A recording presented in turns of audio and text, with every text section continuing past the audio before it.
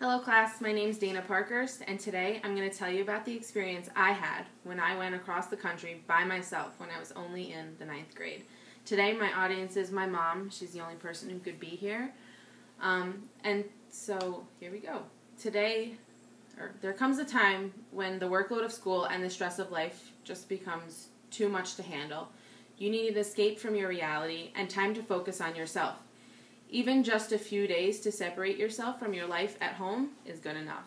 In the 9th grade, I experienced that incredible amount of stress in my life.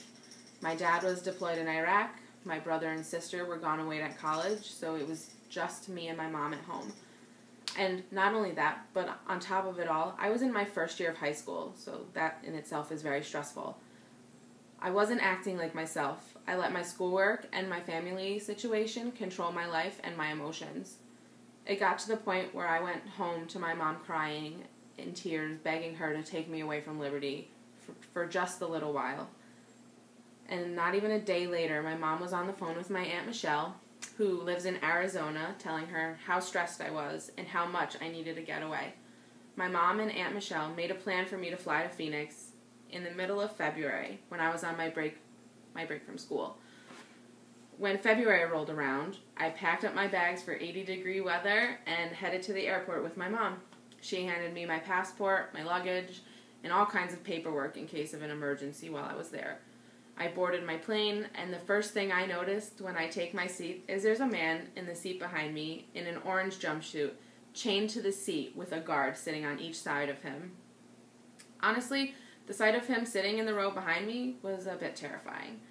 The whole flight, I kept looking over my shoulder, because he was yelling at the guards with him and yanking at his chains constantly. When the plane landed, it was almost midnight, and Phoenix Airport was so unfamiliar to me. I had never been there, so I had no idea where I was going.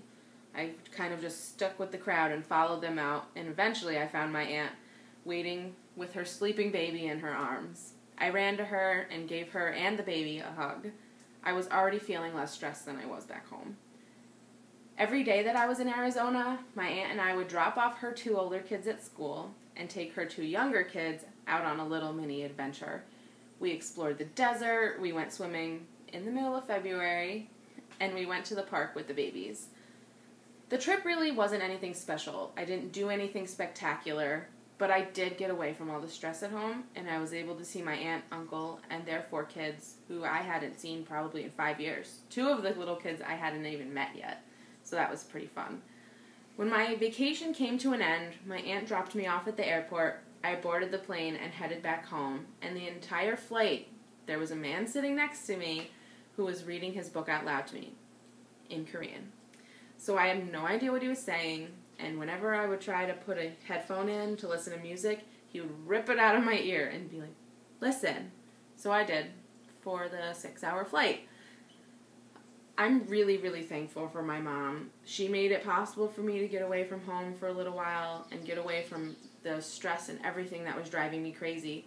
And I don't know what I would have done if I wasn't able to get away for a little while.